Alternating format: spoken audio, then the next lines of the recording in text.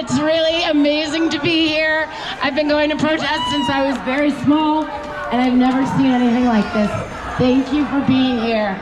I'm reading a monologue in memory of my dear friend Giuliano Merchamis, who began the Freedom Theater in Palestine, in Jenin, and in memory of my father, the late Edward Said. Thank you. This monologue was written by a young woman in Gaza named Amani. She was born in 1992, and this was written 10 years ago, so she was quite young. Gaza is a plane carrying people and traveling towards the unknown, landing neither in heaven nor in hell. No one knows where it will land, and people may stay suspended like that for twice my lifetime. All days here are the same. There's nothing new. The simplest thing is that dreams and wishes are hard to make come true in Gaza, especially if they're like mine. To be an artist, singing and acting and playing music. In Gaza, the only music is that of death and dancing on wounds. If I go abroad and study directing, how would society look to me? After I graduate, would the country be like now or worse? Everything for me is foggy and unclear, like people's faces on Friday at the Ferris market, and like the day the war began.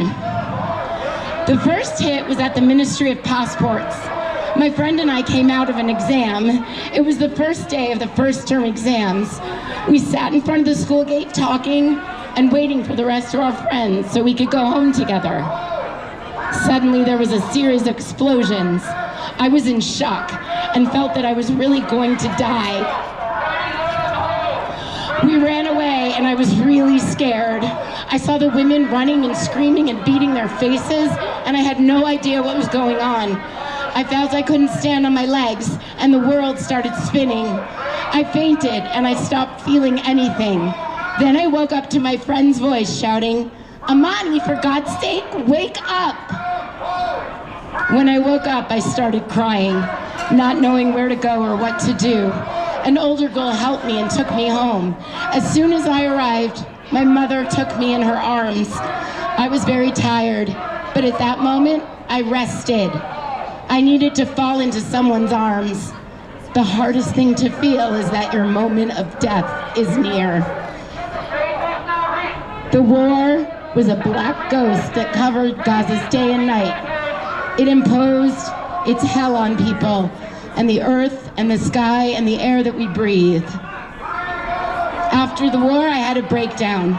A big, wild wave overtook my soul, but I was thinking I wouldn't be able to come out from under it. But it was like a hand was extended to me through the theater, a rubber ring that pulled me out from under the wave. Today, I feel a comfort that I haven't felt in a long time, and I hope that I can always stay like this. Thank you.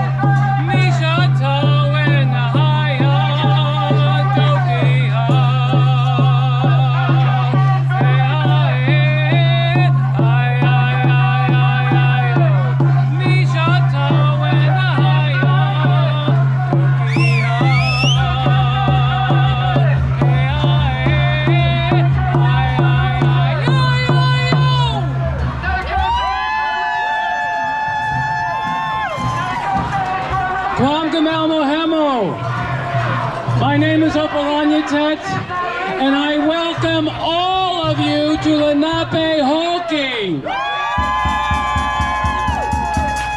I'm a member of the Nanakoke Lenni Lenape Tribal Nation, and I am founder and artistic director of Eagle Project, the only Lenape-led theater company on the traditional lands of the Lenape.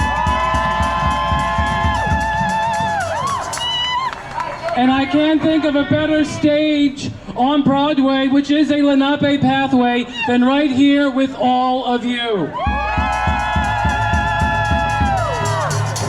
I am here in solidarity because, just to give you a brief history of the land that we are on and the area that we are on, and maybe they'll learn something if they shut up for a second, is the fact that in the 1700s, and even before then, with the Lenape, first, and this is with my nation, they came for the land. They came for the land, they pushed us onto reservations, and when that did not work, they came for the people. That's right. They tried to kill the people, so many of the Lenape had to leave, and those, like my family that did remain, were prisoners in their own land. That is why I am here today. Genocide was not right in the 18th century. Genocide was not right in the 20th century. And genocide is not right in the 21st century. And with that, it is an honor and a privilege to read a poem called If I Must Die by Rifat al-Rir, who was killed in an Israeli airstrike on December 7th, 2023. If I must die, you must live to tell my story, to sell my things, to buy a piece of cloth and some strings.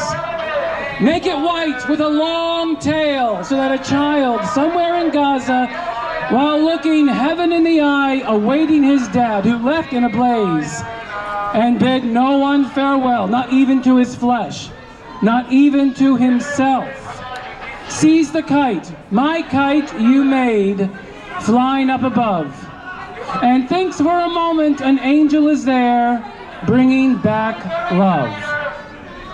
If I must die, let it bring hope, and let it be a story. Wanishi, thank you.